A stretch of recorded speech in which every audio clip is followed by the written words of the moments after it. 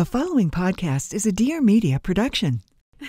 Welcome back to Relationsh. I'm so excited because today's guest is very special because we have so much in common. Well, first of all, okay, it's Hannah Brown.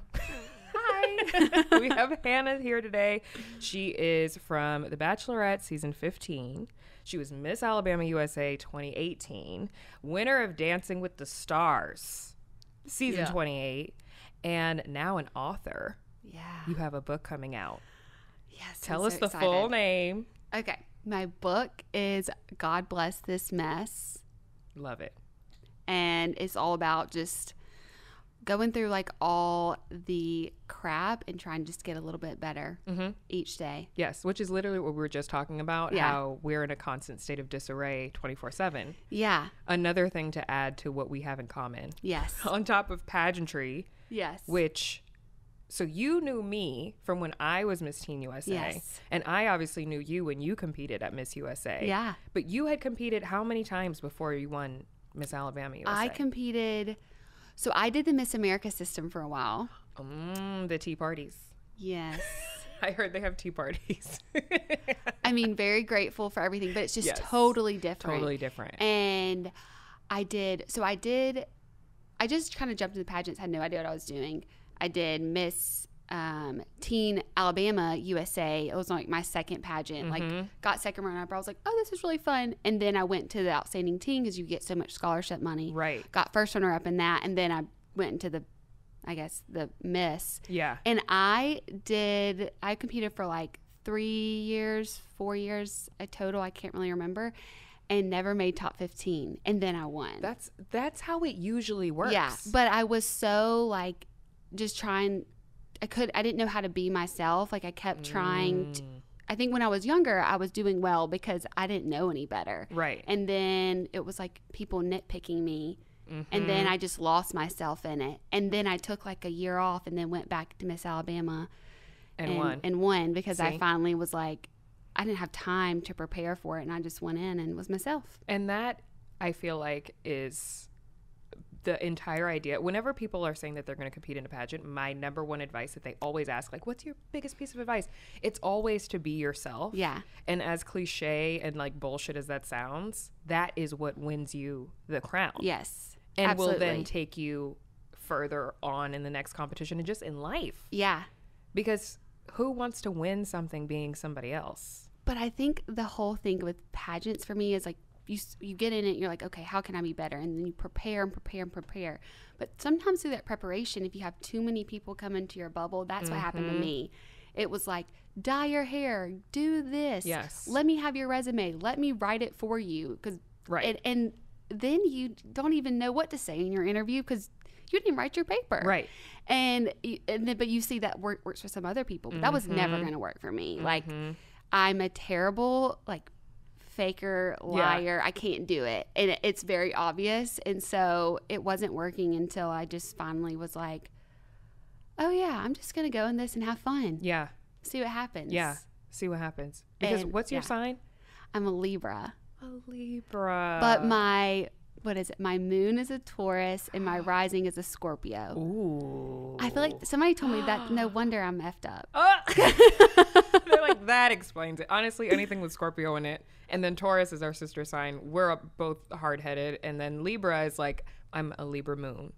So I can empathize with the Libra qualities because they fuck me up every time. I'm like constantly in a state of trying to rationalize other people's behavior. What and are we, like peacemakers or something? Always having to balance the scale. Everything has to be balanced. There has to be a reason for everything. Like there's always something bigger and a bigger reason, which is actually a good thing because it helps you.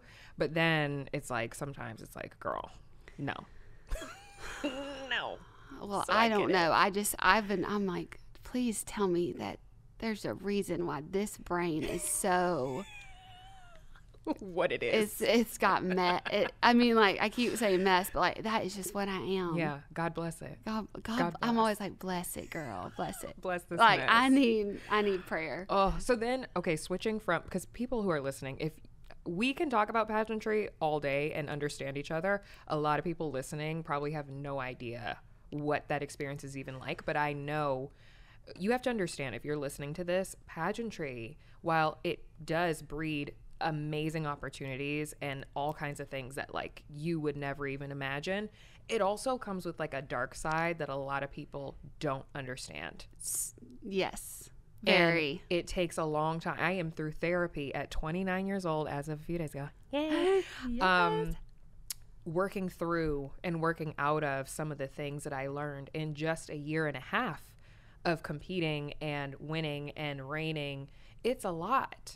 So how did you go from transforming, becoming more of yourself, winning Miss Alabama USA, and then going on to be a part of the Bachelor franchise, and then being Miss Bachelorette, being the Bachelorette? Kind of. Same thing. It's the same thing. Like, how do you maintain your own personal integrity through that and like not change? Well, that is such a loaded, and there's been so many like ups and downs. What I also started therapy like almost a year and a half ago. And Welcome. One thing that my therapist made me realize is my whole life has been just a series of competitions. I mean, pageantry. Then I went to the Bachelor. I was like, in big, like on big stages, and then Dancing with the Stars. Like and then everything in my life, I like think of it as a competition and comparison. And I think that all kind of started though. Oh, and dance. I danced when I was growing up too. Because like when you're in pageantry, like it's 3 judges comparing a bunch of different girls, and you're like in that, and it's hard not to. And so I think getting out of her while coming back in and like, why did I like doing that? I like because it was fun. I loved being on stage. I loved feeling beautiful, like getting dressed up. Like I tried to go into Miss Alabama the year that I won like that, of just feeling like this is just a week, like what, I'll lose a weekend of my life being on stage, whatever. And it clicked and it worked. And I remember going into my interviews and them like asked me randomly, they would ask like, so how have you done in this pageant before? I'm like, I haven't been in the top 15. You're like, and well, they're let like, me tell you about it. well, Not well. Well, yeah. And I was like, yeah, but I also had hair that was the color of a potato chip, and my God. Didn't know myself, so I kind of know why I didn't make it. But and I think just being honest and coming so transparent helped me win. But then for Miss USA, I went into my patterns, because we have these patterns. Like I had a moment where I'm like, oh, it clicks. But that wasn't like a lifestyle for me. And so then, and then just had some like ups and downs of just like life stuff come in. And so what do you do when you go into those patterns? And I just have been staying in this constant, or did stay in this constant pattern of comparison, like always thinking like I wasn't enough, not worthy. How do I do that? What do I need to do? What do I not eat? What do I not say? What do I wear? How do I, who should I be with? Who should I not? Crazy stuff. And I think it really took like during COVID for me to finally be like, what have I been doing? And which is interesting, because people like are like, oh wow, you're so yourself, you're so authentic. Yes, and I had a lot that I had to process of what got me here. And I think you have to take time to slow down. I didn't have time to slow down. So I think it's the slowdown that's helped me get back to who Hannah is. Yes. Oof. That is deep, because I think that a lot of people can relate to that, but not on the platforms. Like you said, you're in a constant state of competition on a major stage where everybody is watching you. And then you're trying to grow and become more of yourself, but also having kind of like templates of what a winner should look like in each scenario. And it's like, how do you not feed into that? Like it's hard. It's really hard to go into self-discovery when you're in competition. Like you had to have that time to like, I think there were so many times when I was writing my book, I was like, oh, like I call those times like baby hand, like before everything happened. I'm like, oh, she was trying so hard. But then even when I got kicked down a notch, or had a success. I just got into another competition. I just wasn't ready yet in a way of like fully being able to do that self-work while in those circumstances, good or bad, that I was in. And it took finally, like, I mean, a pandemic for me to like be like, oh, do I like what's happening? Do I like how I feel? Do I like where I am right now in life? What did I just go through? Mm-hmm. And yeah, it's just been a lot. But I think the biggest thing that I've learned is like, if you really want to grow, if you really want to change, like you have to slow down to do it. Yeah. And not just be distracted all the time. Right. Which is easy to do when you're in the limelight. And like, obviously there's like events here and there. And it's like, yeah, I could take the day to process my emotions and think about my trauma. Not fun. Who wants to do that? Let me go to this party, this variety party, which is where we met. Yes. I wonder what I was like then. I always, when people say that they met me during that time, I'm normally like, oh gosh, I'm so sorry. I was not in the right space. But not that I was mean, but I think I was just I had no one here. I was by myself, and I was just being told to go here and there. Yeah. And I really was just in a kind of bad place, but it didn't look like it. Do you want me to tell you? Yeah. Like, do you want me to tell you about yourself? Yes. No, you were super sweet. Okay, great. You were so sweet. But I definitely, now that you say that, I think I also felt like I was kind of floating around that place. And I felt the same kind of energy from you. Like, we were both there just kind of like floating. Like, what? I don't. Like, who are these people and what are we doing? Yes. Where are we right now? Like, I went there with my boyfriend because still to this day around LA, I can't just like go to an event by myself. When I was living in New York, I would go to all kinds of things by myself. But here, going to something by yourself feels like. And I didn't know anybody, so weird. I had to go by myself. And I'm like, help me. Mm-hmm. Yeah. So we had the same experience. Yeah.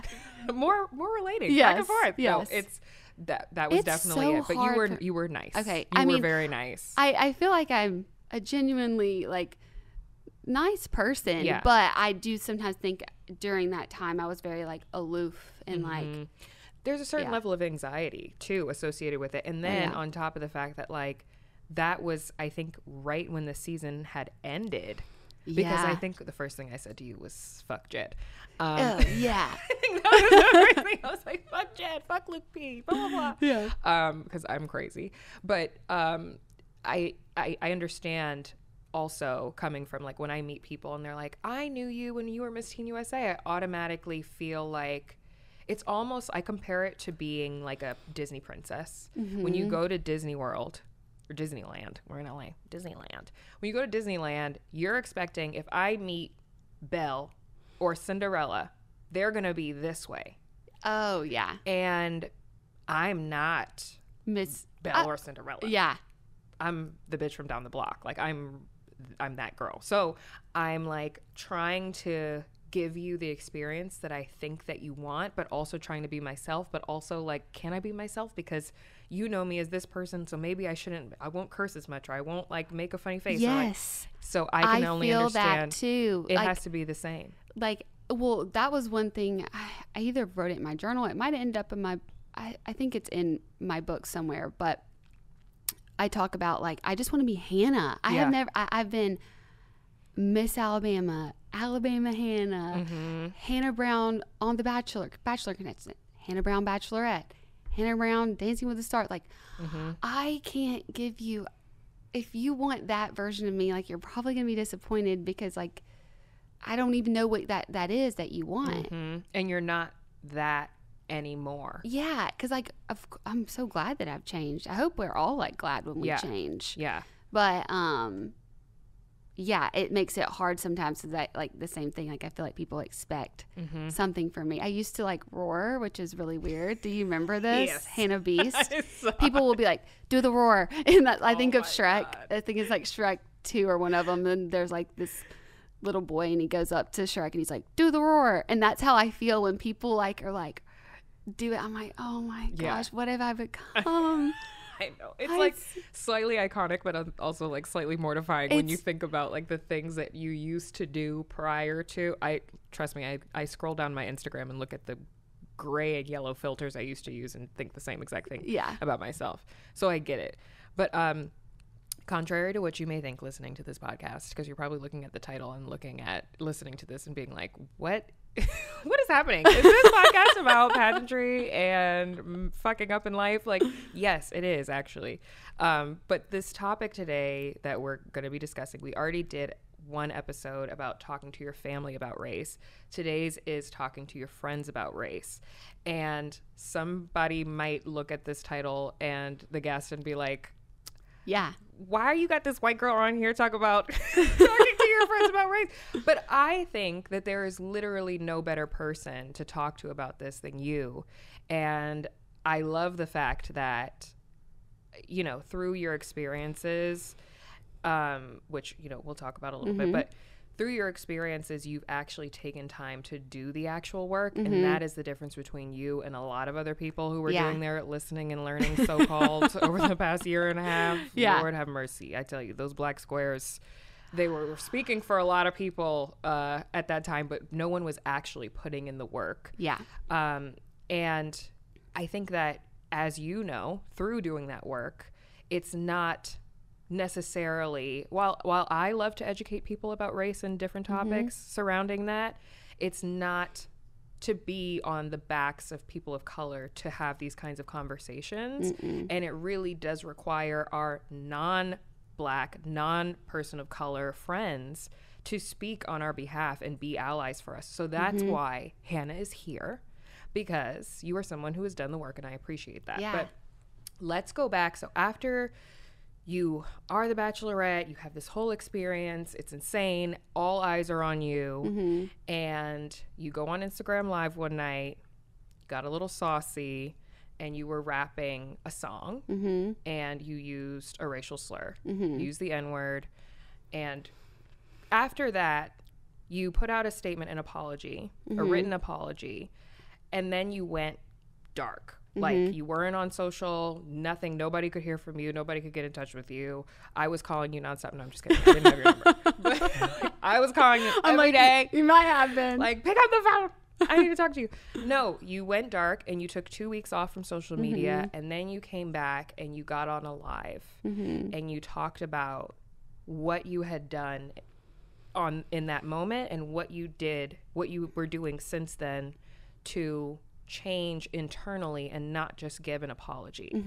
And I have to say, before obviously I let you have the floor to speak, what struck me about that, because I remember watching the live, was the honesty and the ownership. And I'm someone who believes in redemption. And watching that, seeing the video and being like, oh shit, here we go again. And then watching your apology, I was like, this is somebody who is actually speaking from a place of truth and speaking from a place of taking ownership, taking accountability, doing the actual work that we've been asking everybody to do, and coming back with new ideas. And I appreciated that. So from your perspective, in doing that work, what do you think is like the biggest thing that you learned?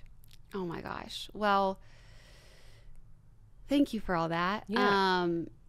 It was so interesting. Like, when that incident happened was a week before George Floyd was murdered. So I had been taking all this time because I woke up and realized what I had done.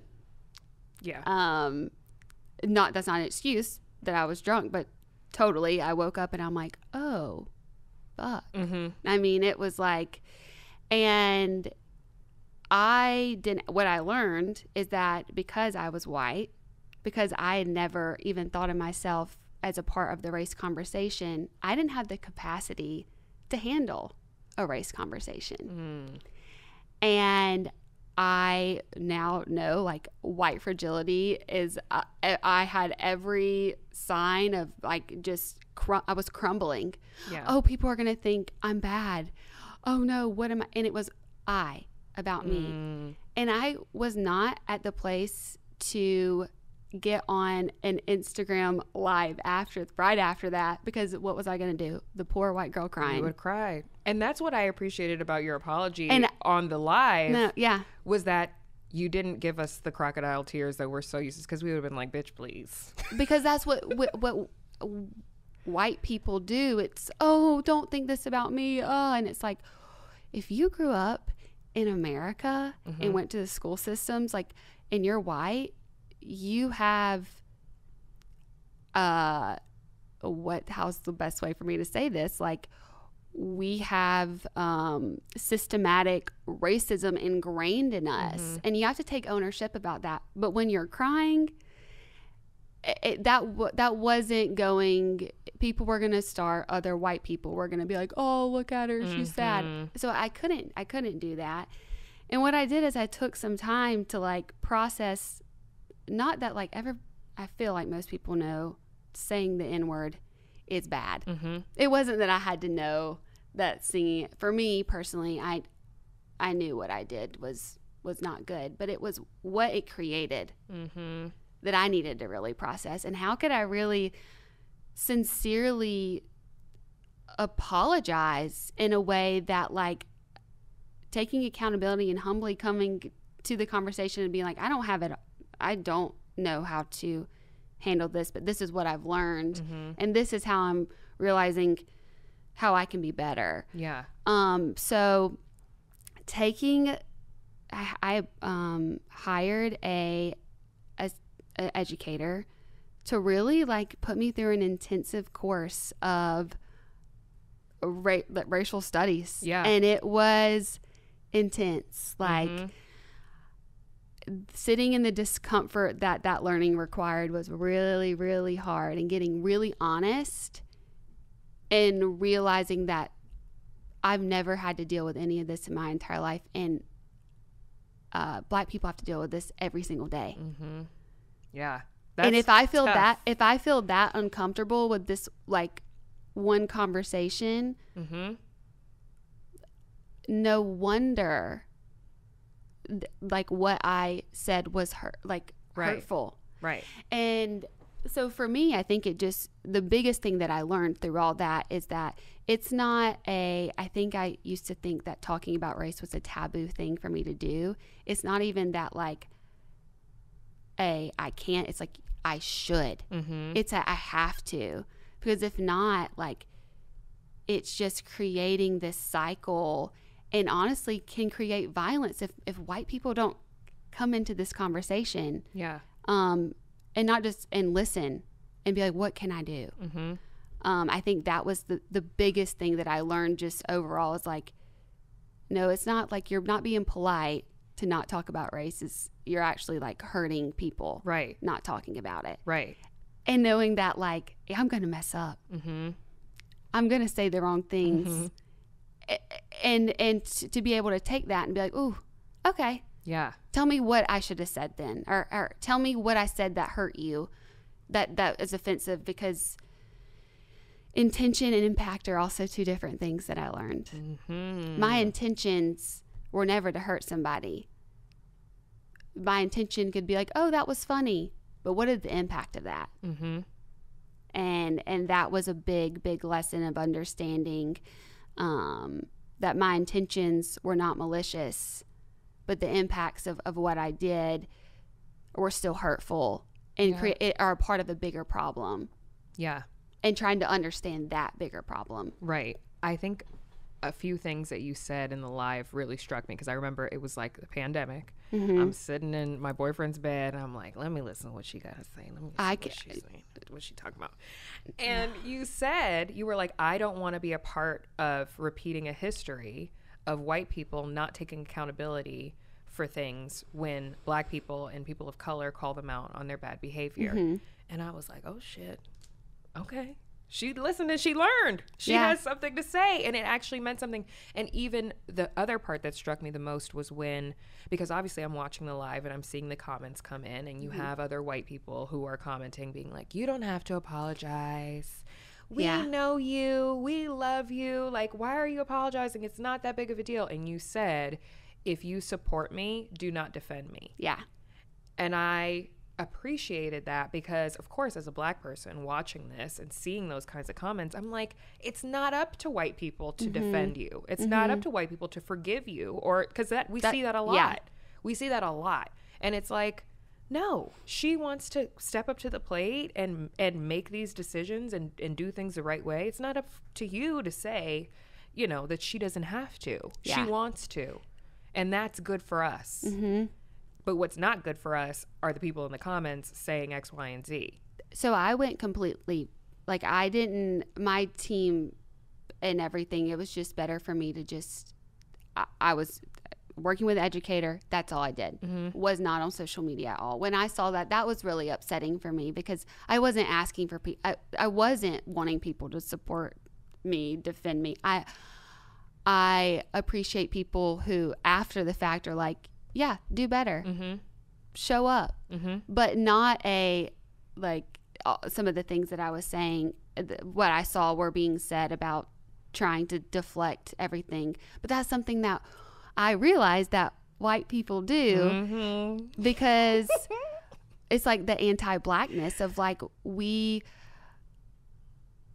as a whole, white people, it's also that good, it's like anti-Blackness and good white, good, bad, binary of like, racism's bad, so we have to be good. So if anybody does anything racist, we know it's bad. But like, oh, you can't be bad. She didn't mean it. And it's like, well, intention versus impact.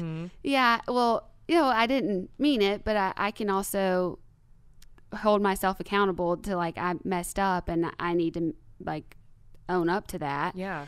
But it was so interesting, like I read White Fragility, and that helped me a lot to, of course I read from other people of color, their books, but sometimes it really did help, like having that book, White Fragility, that Robin DiAngelo wrote, because it was like an experience that I was going through in real time, and to realize that like, this is like a pattern of what white people do because we're not equipped to talk about race because we don't have to. And you know what's crazy? I think that some white people listening to us, we have white listeners. Hey, white listeners, how you doing? Hi. I think that some people will be like, well, I'm not like that. So like, why do you say all white people? And it's like, take yourself out of it. Yes. When I say in general. Yeah. Yeah. But it's like, it is, y'all. And it is because it's like it is. It's those like microaggressions you don't really realize you're doing, and just the systems that we're in. Yes. That if we don't realize that, if we don't question that, because this whole society is built for white people to be ahead and if we're continue to be in those systems and not listen to people of color when they're hurting in these systematic racism that we have, and we're not doing anything about it, but just being a complacent participant, like that's also that we're also part of the problem in that too. Yeah. And in trying to defend yourself over, like, you know that there's a bigger system at play. Yeah. So you not being the one person who's not like that is great. We love that. We love to see it. However, like acknowledging that it is a bigger problem, you may be an outlier and not trying to be a part of the problem, but also acknowledging the ways that you have been a part of the problem. It's also deflecting. Right. Because we don't like to be called out. Even if a white person is not like that, it's our immediate reaction. What I've learned is to deflect instead of just listening. Yeah. And being like, humbly being able to say, oh, I hadn't seen it like that before. Yeah. Oh, that's true. Right. And not making it about yourself. Right. So how is it now for you then? Because I'm sure, like, coming from a small town, Alabama, and having friends that maybe you grew up with, or, you know, in going through that experience and doing the work and learning all that you've learned and coming to the table with new information and coming humbly to the table with new information. And I appreciate you even being here talking about this, because you could have easily been like, no thanks. Yeah. Like, I'm not into that. Yeah. But I love the fact that you were like, no, like, yeah, I want to talk about that. Because even when I sent the topic to your team, I was like, they gonna say no. But you came. But like, how has it been now talking to like friends and family members and just people who are close to you about these topics that may have defended you during that time? Oh, it was hard. Yeah. Because, you know, of course my friend and family like, well, I know your heart. And I'm like, I know you know my heart. But first of all, I have a platform and a responsibility with that to really make this moment count, and to take ownership that I did. Like, can you guys see how I did mess up though? How, like, yes, my heart intentions were not to hurt anybody, but do you see why I did? And some of those conversations, I'll be honest, were really tough. Yeah. But who else was going to have those conversations with them? And that's why this podcast, I was like, I want to do this, because what I learned is that, like, I have to do these. Like, I've been like this as terrible as it was, and as, you know, hurtful as it was for other people, and how it was not my best moment for me, to take that situation and that one mistake and make it a blessing and something that I can really learn from, and help other white people who are following me for something totally different be able, maybe it's the only conversation they'll ever hear about race. And that's what I have to, like, that's where I think I step in, is being the white girl from Alabama, who, you know, Southern girl who's stepping up and being like, yeah, let's have this conversation. And I might say something wrong, but I want to learn, and tell me how I can be better. Yeah. And really just trying to be a voice, and then also a partner, truly, like, not just like my own voice, but like a partner that can help show up and show how other people how to show up, even when you don't think you're supposed to be a part of the conversation. Yeah. So I'm trying my best. You're doing amazing, and the sweetie. thing is, it's like, I know I'm probably going to mess up, and I'm like, but that's where I learned the most. Yeah. And, I'm excited that I got to be a part of this too. Yeah. So. No, I'm so glad, because I think one of the things that I was talking to even my white friends about over the past 2.5 years, because that was kind of when we were really forced to have a lot of these conversations, is I need you to be that voice when I'm not there, because I'm not always going to be there, and people that look like me aren't always going to be there. So if you're in that one meeting where they're deciding on something and it's 20 white people at a table and there's not one black voice in the room, I need for you to be that one white voice to be like, why aren't there any black people here? Because that in itself provides a seat at the table that wouldn't have been there otherwise. If everyone's just looking around at each other being like, this is fine.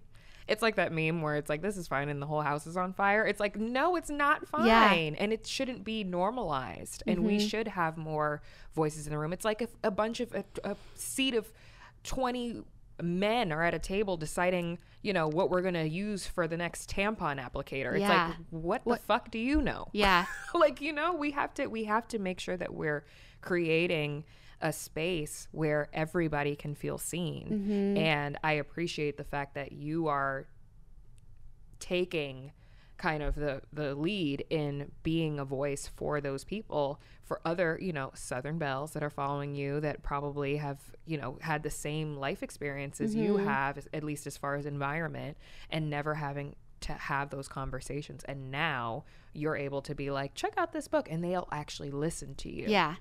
That's an amazing, that's how you use your influence. Yeah, because a lot of people about the book, like, I have people be like, you're going to write about that in the book? Like, you're not just going to brush it on the rug? I'm like, no. Yeah. Of course I'm going to. And I go into, like, yes, how I felt as, you know, the book is about my life, and I go into the whole process of what was actually happening, but like also like the steps that I'm continuing to do. And I think it's going to really like, you know, like you said, some Southern belles are going to like, oh, I want to read about Hannah Brown, the Bachelorette. And then they're going to, you know, have this part of this chapter where they're maybe for the first time going to hear or be like, what was actually going on, and really be able to maybe just start thinking a little bit different. And you know what else I was, one of the other biggest things that I like realized is, you know, I have Black friends, but I never thought I should talk, like, I didn't know that if I should bring up, like, when something like, hey, is there something, like, how does it feel right now? To realize that, like, I can have more in-depth conversations about race with my friends. I feel like it was always surface level. Yeah. Well, because I think a lot of white people think of, like, one thing that I've gotten from a ton of white friends, even growing up, middle school, high school, is like, I don't think of you like that. Oh, the colorblind thing. Oh my God. I don't see color. It's like there's nothing wrong. I want you to see color. Okay. I need you to see color, because if you don't see color, then you don't see my experience. Yeah. You don't see my life. You don't see what I have to go through. And there are so many beautiful colors out there. Why would you not want to see them? Yeah. Like that's how I see it. Or like, I don't think of you like that. Like what? Like what? What does that mean when you say that? And even for me as a Black woman who grew up in predominantly white spaces and went to predominantly white institutions and grew up in an area that's predominantly Jewish, and like a lot of the people that I went to school with were white, thinking about the fact that I had so many opportunities to teach lessons, but did not even have the tools myself, or the courage myself, or sometimes even the energy myself to stand up in situations like that, where now in my late 20s, 29, woo, I'm now looking at these situations different. I'm looking at microaggressions different. I'm looking at every opportunity where I might have been like, you know what? I just don't have the energy for that today. I'm just going to let that slide. To actually, no, I'm not. But also, I knew it was coming. But also, like, it's also not just your weight to carry. Like, your white friends have to show up for you. Like, a real friend's gonna like, you're not gonna have the energy. Yeah. So that's like that's what I learned. Like I was like, with my educator, I was like, I'm just so exhausted. And like, think about what it's like living every day, having to think and process this information. I was like, wow. Yeah. Like, that's when I was like, my privilege is just being able to walk around as a white person. It is just, my energy level is like 10 times more. Yeah. We're starting, the race more ahead. Yeah. Just in walking around. Yeah. Listen, girl, it must be nice. You know, sometimes we just think, Black people will be like, damn, it must be nice. But you know what? That's a part of the experience, and I just appreciate when white people actually start taking accountability for these things and trying to learn. So we have a bunch of people who wrote in and have questions about, you know, kind of how to handle certain situations. And, you know, I think kind of, even if we can't be necessarily like straightforward guidance necessarily, I think that there's just something to learn about having conversations like this. So if any of what I just said just made any sense, we'll see. Okay. So this is from, just kidding, anonymous. See, I have to check the whole thing. Okay. My ex-best friend was white, and our friendship ended over a huge disagreement over Black Lives Matter and police brutality last year during the height of the movement. I ended this friendship because what kind of person is understanding of police brutality but not the killing of Black lives? Girl, don't even come for me, LOL. I already know. I sure know how to pick them. I don't want to become friends again. I'm 100% okay with that. It's just annoying when the memories flood in and I get sad. We were friends since the 8th grade, and next year is our 10-year reunion, to put it in perspective.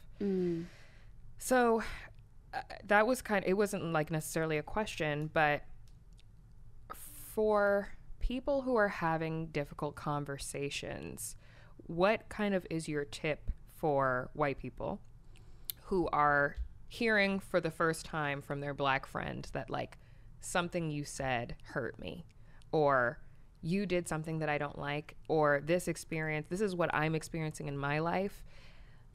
Can you not necessarily relate? I don't expect for white people to relate to Black issues or racial issues, but to have a certain level of understanding and empathy, I think, is important. So what are your tips for white people? Well, as the white spokesperson of America, what kind of are your tips for people who are hearing these things for the first time? Well, we're coming from it from a different perspective, but it's not, when you hear that, it's not to bring your perspective in first. It's to have that empathy and be like, I'm so sorry you're feeling this way, and listen, and then respond by not like, what I learned is like you have to like take a second, take it in, be like, I can't quite understand that myself, but like, I believe you. I can't, and you can't even say like, if the thing is, you can't say I can't feel your pain. I don't know your struggles, but I'm here with you. And what can I do to help you? How can I be here for you? And not, oh, see, I saw it this way. That's not how My you start. uncle was a police officer. Yeah, that's not. Nobody wants to talk about your uncle. No. Oh, I really didn't want to. But I think that's where I have realized, like, it's just to take a minute, pause, be like, I can't understand, but I want to be here to listen and be a friend to you right now. Yeah. I don't know if I'm going to say the right thing, but it's still trying. And I think that's the best way that I'm still learning. I'm not going to say I'm like, that's why I'm like, I'm still trying to figure this out. But I think it's more just to listen and be like, man, I can't imagine. And like really process like what somebody's saying, especially like Black Lives Matter. It's like stuff, regardless of where what spectrum, like where you're coming from in this conversation, like people are scared for their life. And have some empathy for that before you start coming in with your opposing view. About White Lives Matter too. It's like, yeah, we are well aware. Yeah. We know. So I think it's just that space of like taking it in, saying, I'm here for you. Yeah. And it doesn't, I think it's really hard because you can't really relate, and being like, I can't relate, but like, I'm here for you. And how can I show up for you? Yeah. And I don't know. Yeah.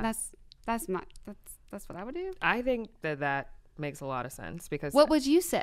Well, I would have said the same if I what were. What would you want? Yeah, I'll say, what would you want your white friends I to would do? want for them to just listen. Like, I would just want you to listen and not insert your experience with police, because that's not my experience with police. And I remember one time I actually got stopped in Alabama.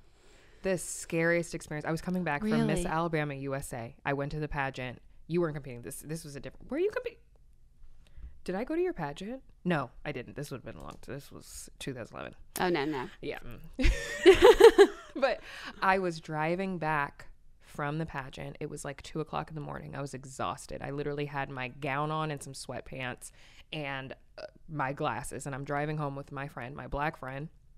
We're driving back to Tuscaloosa because I went to the University of Alabama my freshman year. Oh, I was like, I did not know that. Yeah. Okay. Grand reveal.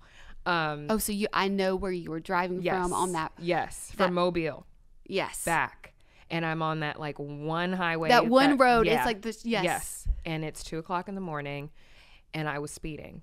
I was definitely speeding. It was like it was a 70, I was going 95 in a 70. Yeah. I was definitely speeding. But I wanted to get home because I was so tired. I had class the next morning. I shouldn't have been speeding. Whatever. Anyway, so I'm driving, get pulled over. I'm like literally shaking, like near tears. Is a white police officer. I saw him come out of the car and my friend is shaking. We're literally holding hands. And it's just the overwhelming fear. Whereas if you were driving down that same road, you probably wouldn't feel that. You'd be like, oh shit, I'm about to get a ticket. I would be like, oh my, you know what I would do? And this shows my white privilege. I would have started crying. Yeah. I would have been like, Yes. Bring the tears. Yes, exactly. Like, I miss Alabama, USA. But, Yeah, he wouldn't have given a shit. Yeah. Except for the fact that he could not have been nicer. He was the nicest cop. He literally came over and was like, girl, where are you going so fast? Why are you driving so fast? I should give you a ticket. You were going like 95. You got to slow down. And he was like, where are you going? You look really nice. But even just having that moment of relief is something, and the jitters that I felt even afterwards driving home is something that white people can't relate to. You wouldn't be able to relate to that. And I don't want you to experience that because it's not a good feeling. But it's like just taking the time to sit back and be like, that would never be my experience. And because of that, let me just listen to you. And let me just hear what you have to say. That would be what I would want. Yeah. Okay. Just like how you just did. Great.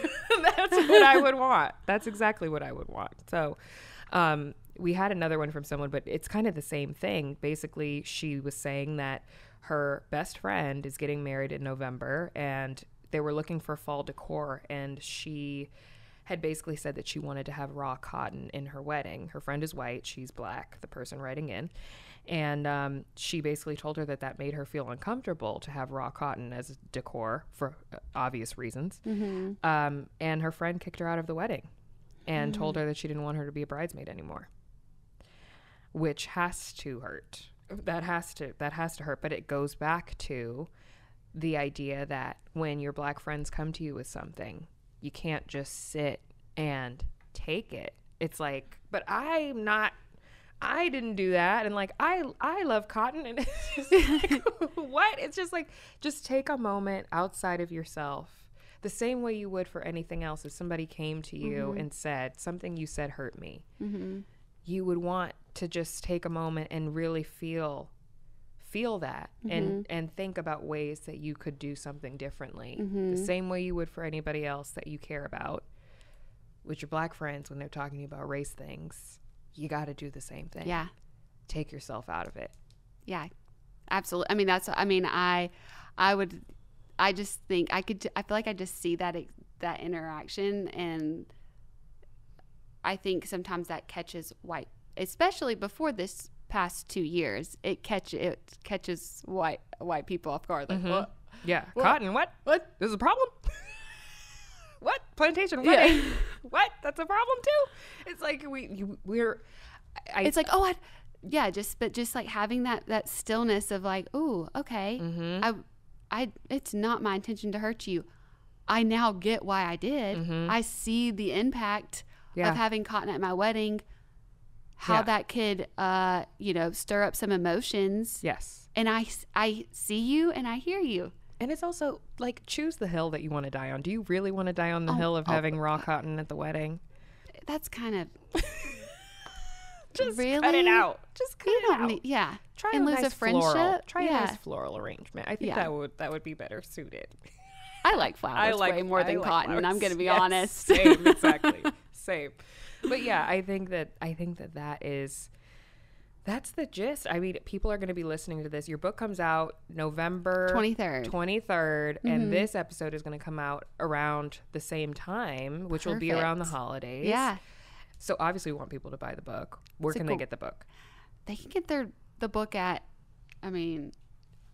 everywhere. Amazon. I was going to say, it's like Noble. Amazon's, Target, Walmart, Barnes & Noble, Books A Million. Perfect. Wherever books are sold. Yes, love that. I'm like, wherever you can find your books, go get your books. But I have a link in my bio where you can buy the books, and it'll have the list of all the places. Perfect. That you can get it. Yeah. Perfect. So obviously we want them to get the book, but we also want for you to listen to this and take these tools with you into having those tough conversations over the holidays, because we know, like, you're going to sitting at the dinner table at Thanksgiving, Christmas, something's going to be said. Something's going to come up. Something's going to come up. And like, even the idea of like, we did the episode about talking to your family, but with your friends, even some of your hometown friends, like maybe you moved to the big city and like now you're going back to your small town, and you're going to have those conversations with your friends, and even just every day, even coworkers and different relationships. Like,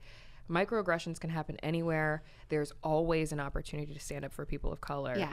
And there's always an opportunity to act as an ally and show allyship in different ways that you may not even realize is possible. So I'm so happy that you came. I'm so glad that we had this conversation. Yes. I hope it wasn't, too crazy. I don't know. It was great. I think it was great. I mean, it's a lot of like the learning takes place in like one of my other things. A lot of learning takes place like behind. It's not always just post on, every time you open a book, you post on your Instagram. It happens at home and behind the doors. And so to be able to have conversations, I think is also necessary too when you are doing the work to be able to show up in all different ways. So I'm excited that I was able to be a part of the conversation. Yeah.